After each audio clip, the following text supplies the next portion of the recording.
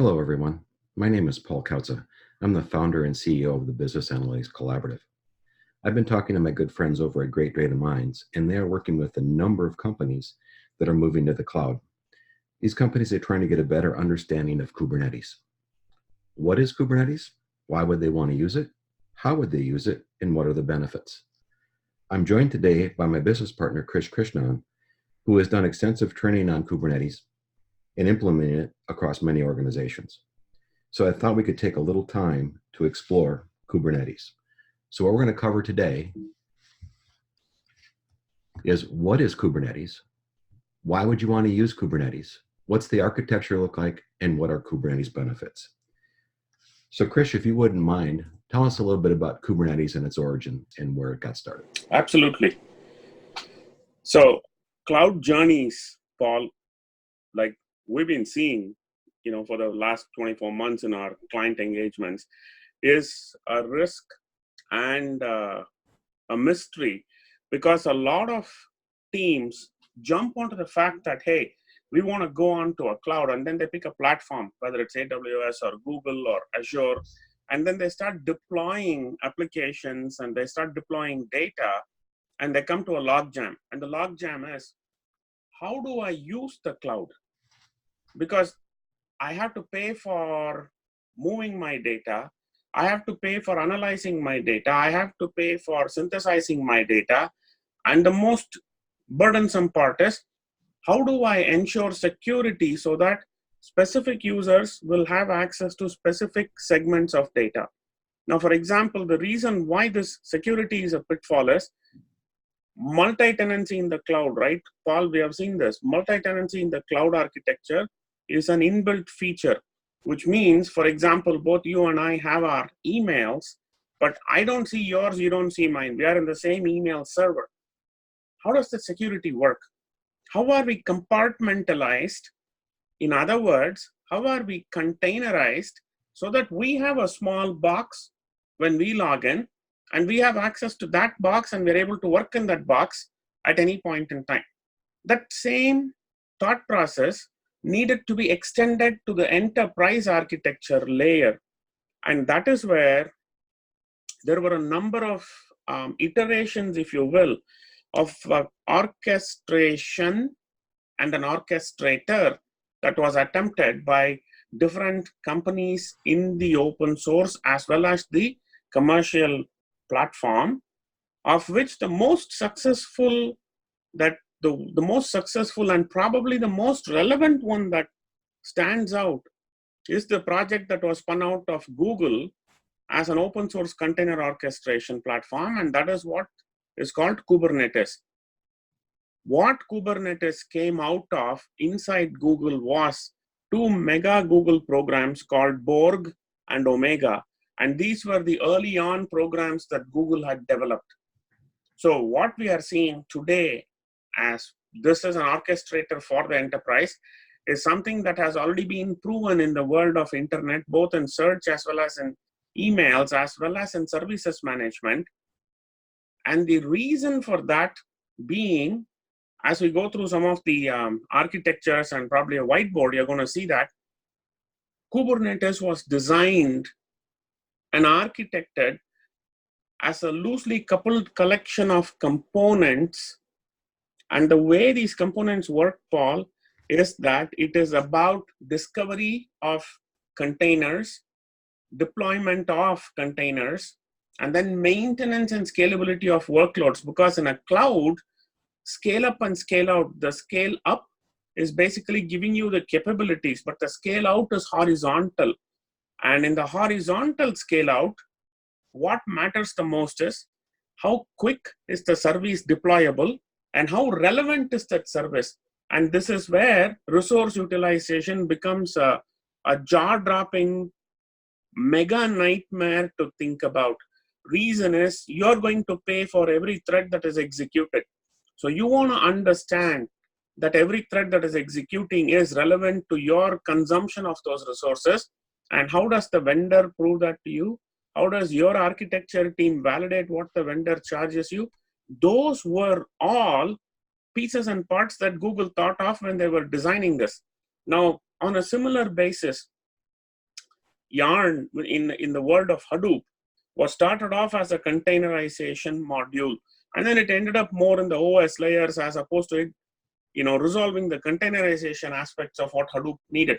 In the same way, we have containerization modules in NoSQL, but in an open source world where you want to get onto the cloud and run, Kubernetes is the king of the hill, if you would, because all that you need to do is spin up Docker containers and then orchestrate those containers into Kubernetes. And then Kubernetes knows how to spin up what you want, when to give you the security, when to scale up and add more containers as needed, depending on your query processes, and how to resolve the shutdown and the sleep state of the container so that data is in its own domain, applications are in its own domain, but they containerize and evolve. That is the architecture of Kubernetes. Having said that, let's actually go to the whiteboard, Paul. We'll draw a little bit and talk about it so that people can understand what we're talking about from an architecture.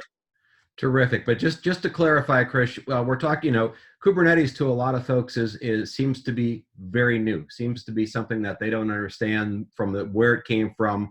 Is it Correct. proven what it is? But what you're saying is Google over the last how many years has been proving this in their own world and using it for their own business for searching for different pieces, correct? Correct. Absolutely, yes. Terrific. Well, yes. Let me get you a whiteboard here.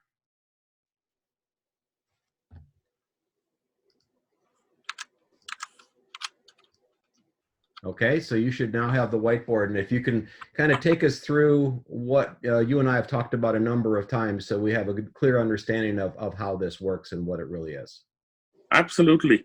So in the real world of how architecture evolves, containerization is about adding data, infrastructure, and applications and standing up a stack in a virtual environment. So when we say virtual environment, so imagine this, that we have a box that comes up, and this box as it stands up is going to have security. So this is where I'm actually going to restart this. Give me a second. We need to clear this out for a second. I'm going to actually take a different color so that we can see what I'm drawing. Okay, so think of a box that stands up, and this box has security here.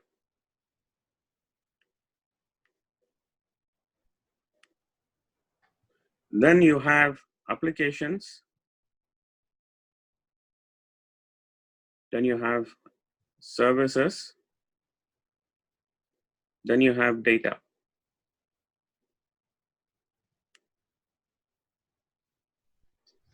If you have a box this way, this is what your Docker, oops, I don't know why this is not behaving. Let's actually clear it out again and draw again. So we'll draw a box. We get you a different pencil. Give me 30 seconds.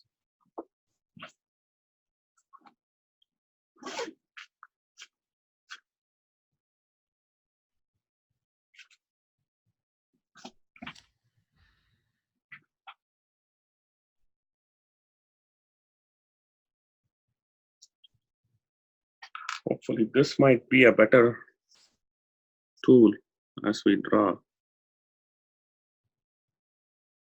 So here is our security. That looks a little better, Krish. Absolutely. Here is applications. Here is our services. And here is our data. And this runs on Docker.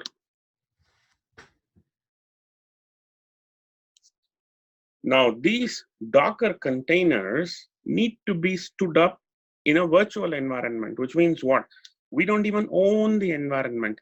So that virtual environment where these guys stand up is what a node is. A node is basically where you stand up multiple of these containers, and you evolve those containers to run across many of the nodes that you will be standing up on servers, where these are coming up on demand and then shutting down. In other words, those nodes are shared services architecture. So now imagine on the other end of the spectrum, we have these nodes sitting, Paul, an n number of nodes, starting with node 1, node 2, going till node n. But Krish, let me interrupt you just for a second. Your first box there that's actually the container, yes, and that's independent of Kubernetes. That can be a container of any sort, correct? Yes, absolutely. This is right now it is Docker, and this is the best in class. But you can have a container of any sort. Yes, absolutely yes. And we'll come to that. We'll come to the technology spec in a minute. Let me just explain. These nodes need a master. And then there is going to be communication between the master and the nodes. Now here is where you will have more component names that we will sort out, and we're going to talk about that architecture here. You will have a replication controller which comes up in the master, because you have to replicate the node architecture to spread up more nodes with a similar data, with a similar services, with a similar applications, same security containers standing up on demand. In order for them to be clustered together, in order for them to be efficient in terms of how they get managed, you need to have what we call pods. Now the pods will need services. Those services need to have labels. And all of this needs to be contained in what we call a namespace in the cloud. So these are the names of the Kubernetes components that we will go through once more. You need a master, a Kubernetes master. Then we will have the nodes, which are also called minions, like the movie Minions, Despicable Me, Minions. You will have minions or nodes. Then you have a replication controller, because you want to control replication. Then you have 3 terms that you need to remember: pods, services, labels, and all of these together in a namespace. Now, having said that, Paul, let's go to the architecture slide, and then we'll come back to the whiteboard. Okay.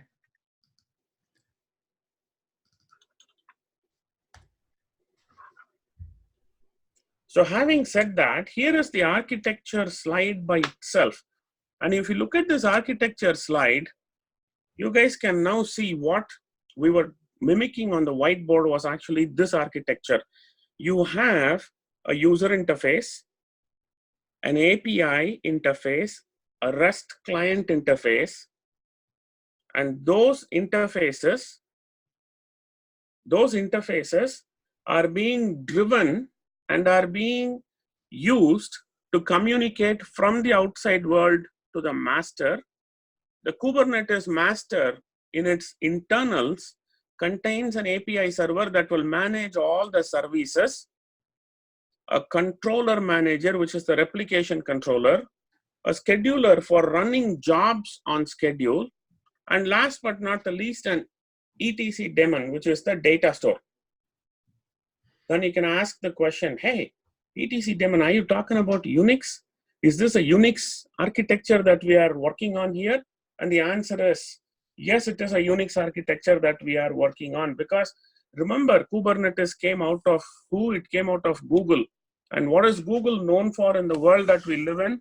They are known for Android and Linux. So that's why this architecture came out in that specific spec of having the etc daemons being the data store. And that etc daemon is what communicates with all the other nodes. And if you get into the node by itself, now in the node, you have 3 components which are very Kubernetes specific. You have a kubelet. A kubelet is basically a thin API layer in the node, which actually will connect to the master, sends heartbeats, establishes connects, namespace IP addresses, on demand, right? When these stand up, when the nodes stand up, their IP addresses are dynamic. So it establishes the IP address till the life cycle of your job. Then there is a kube proxy. The reason you need a proxy is, here is where security comes into play. In the cloud, you are going to be subject to what we call an advanced persistent threat all the time. APTs. How do you protect yourself against an APT? You need a proxy server. The proxy server manages the security aspect of that node, which contains multiple pods. And we're going to come to that in the next minute. The other service that runs on every node is a logging service. Why do we need to log everything? Man, this cloud architecture is confusing. I don't know why I want a log. This was a statement made by a CTO not too long ago. In my personal experience of deploying their entire enterprise to the cloud, I suggested turn off the logging. Let us see what happens. We turned off the logging. 2 queries went haywire, costed them a lot of money, and they had to call the vendor to shut this down because now remember, this entire infrastructure is not owned by us. It's owned by the cloud services vendor who's hosting for us. Then the vendor tells us, hey, this query costed you this amount of dollars and cents. And the CTO goes, I don't know how I can validate this. And I said, this is why you need logging. So logging actually provides you a mechanism to audit every activity that happens on that node. Literally on the node and its replica, every activity is logged, which is fantastic. And this is all out of the box. So it's not overhead. This is how it runs. Then you actually have a container runtime engine. So here is where the services come, Paul. You use Docker or you use any other containerization tool of your choice to run the container. Kubernetes works good with any container. You can deploy it on Git and say, hey, I want to run this with Chef Puppet and Jenkins, and my container will be managed there. Perfect. You want to write your own little container engine, which is a derivative of an open source architecture, and then you want to deploy that. That's fine too. Remember the key word, it's API. It is all run through services. It is all run through microservices architecture, which is nothing but the cloud iteration of what we used to call service-oriented architecture in the enterprise. So this is where the container runtime comes. And the container runtime manifests and uses the kubelet to communicate to the master. And then it communicates to all the pods, which are nothing but the virtual environments that stand up the container. So this is how the actual big perspective architecture of Kubernetes looks like. Now let's go back to the whiteboard, Paul. Just one quick note on this. I think there's a typo here, Krish. We're trying to represent multiple nodes here. These are both named node 1, but that should be node. No. I'll tell you, Paul. One is green. The coloration is specifically put green and like kind of like orangish, reddish, because that's a replication. Like okay. This, you can take node 1, node 2, node 3. You can do node ends. What I'm suggesting is over here we are showing a one node replicated architecture, saying this is node 1 on the left and its replica on the right, or node 1 on the right and its replica on the left, because this is a continuous deployment architecture. Okay, I got it. All right, so now I'll go back to the whiteboard. So let me get the pen back on. Let's clear this drawing. Let's go back and let's actually draw a little more. So now let's actually take a real world application. So imagine Krish and Paul have an application they're running. So this is BAC app. This application, when hosted on the cloud, will connect and run into a Kubernetes master, and then it will actually communicate using APIs to the Kubernetes master. And then in this Kubernetes master, you will have nodes stand up with pods and containers, and the application runs.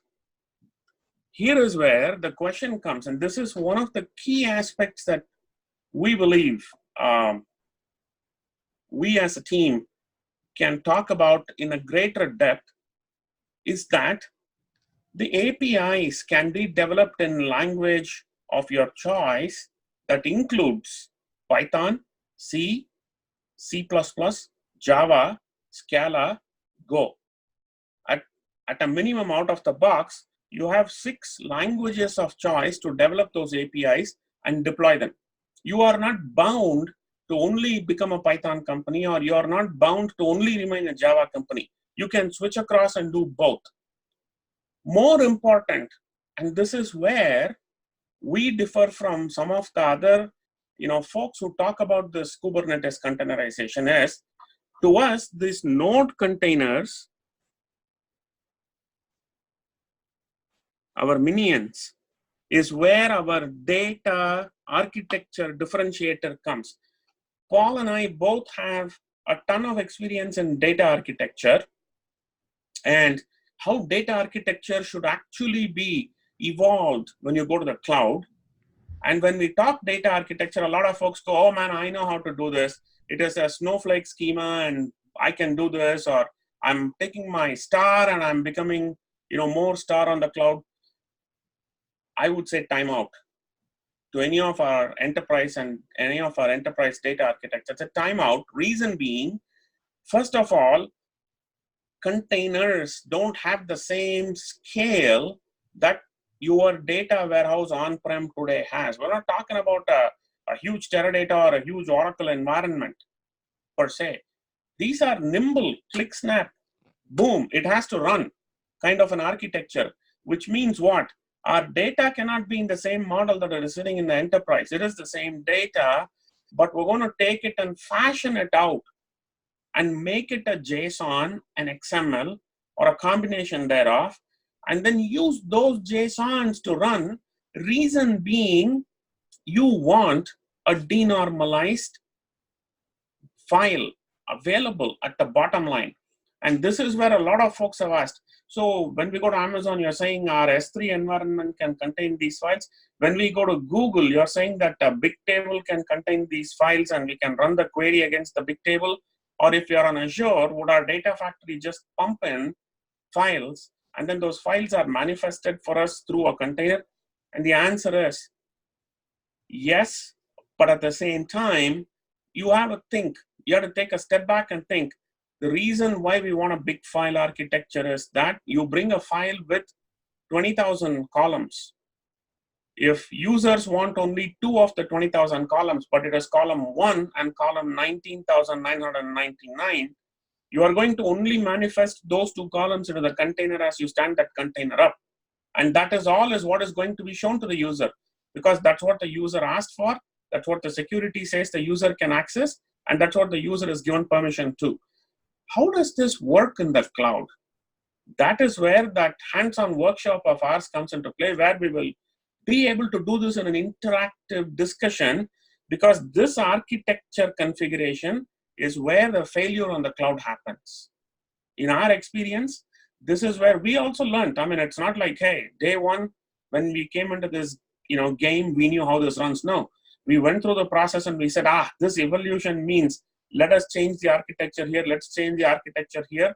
And we have gone through this more than once. So we know exactly when the rubber meets the road and loses traction, because that architecture thought process is where the trick of the trade is when it comes to deploying Kubernetes.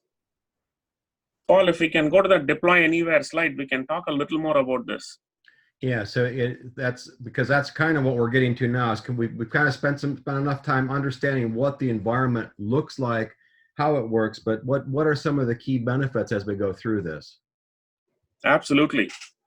So one of the founding features of how Kubernetes was even thought of, if you would, was develop once and then deploy anywhere, which meant that I needed to have an environment where I could do development, and that environment needs to be a DevOps environment. Now I'm shifting the mindset here. If you would think for a minute, in our enterprise, when we say we want to go to Git, when we want to become a DevOps team, everybody will be like, yeah, I have my Git repository. I'm ready to check code and I'm ready to run it on Git. No, it's not just going to Git that makes you a DevOps team. You need to have a methodology on how DevOps needs to run. That is the parallel piece of what the Kubernetes architecture will force you to think and evolve is, how do I really become agile?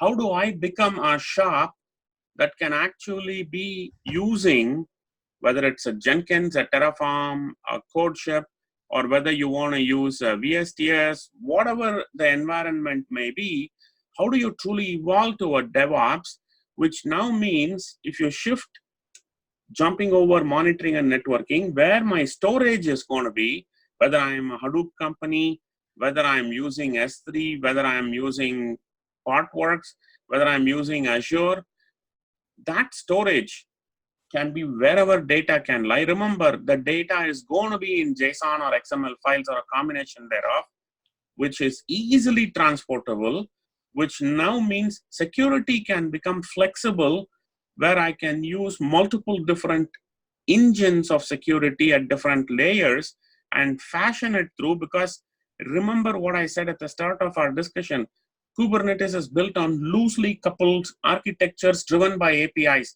So all of these have APIs that are going to be sequenced through. So the orchestrator can then function seamlessly and grow, which now means it needs networking, which is going to be infinite.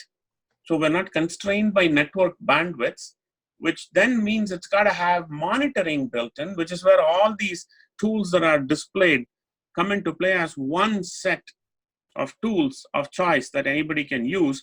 This is not the only ones. You can add more to this. This is just a representative deployment of how development will happen through a DevOps methodology, using storage of data, implementing security, thereby getting networking threaded through the right architectures, and then coming into monitoring and ensuring sustained performance. This is all built once, automated once, and then run multiple times. This is where, if you come in and do a one-day workshop with us, you will gain that experience of understanding, not implementing, understanding how to do an implementation. And typically when we engage into our larger scheme of work, where we help you develop a roadmap and get to the next steps, that is where you will actually spend time with Paul and me in terms of how you can leverage this architecture day one. Now remember, cloud is a journey where you start day one and you start working day one. It's not about, hey, I'm going to go to the cloud and then after 8 months I'm on the cloud. No, I'm going to go to the cloud. Boom. Day one, I'm on the cloud. How do I start using it? That is the thought process of why this deploy anywhere slide is very essential for us to think through. So take a step back now as you're listening to this discussion. Think about your own environment and draw what you have in these boxes. And then you will start seeing why you need to think different to be different. And that will help you come up through containerization, come up through orchestration, understand where agile is succeeding or failing, how monitoring needs to be implemented, where are the networking specifics you need to think about as you go to the cloud, what storage engines can you use on the cloud. Is Parquet the best format for storing data, or is a different format available? Are we going to bring files as Parquet and convert them to JSON on demand? Are we bringing them as JSON and storing them as Parquet based on containerization specifics? All kinds of thought processes will evolve, and you will have a myriad of questions. And how do you answer those questions? That is the next challenge that we will talk about. Terrific. Well, Krish, I really thank you. That you shared an awful lot of information here in a short period of time. Hopefully, we have a little bit better understanding of what Kubernetes is, why you might want to use it, the touch of how you would use it, and a little bit of the benefits. If you're interested in more information, we do have a couple of offerings. We have a one-day Kubernetes hands-on learning workshop, which is really a deep dive into the Kubernetes architecture and how it works and how you'd use it. And then you'd actually, in that workshop, set up Kubernetes on your laptop and begin to explore. So you walk out of that one day with a real solid understanding and a working Kubernetes process on your laptop. And then if you're interested in more, we actually do Kubernetes roadmap development, which depending on the size of your enterprise, it's usually about a 30 to 45 day effort. And where we come in, Krish and I would come in and really identify the business use cases across the enterprise, provide you with a current state of those use cases and a future state of what they'd look like with Kubernetes, and then develop a spend model to really show you the benefits. So if you're interested in having more conversations or exploring more, you can go to greatdataminds.com/workshops. This our one-day workshop is on there, or contact me at paul@vacollaborative.com. And with that, I would like to close this out. Again, thank you very much, Krish, for a very informative discussion here. And Thanks, I hope Paul. it is useful to all of you. You guys have a great day.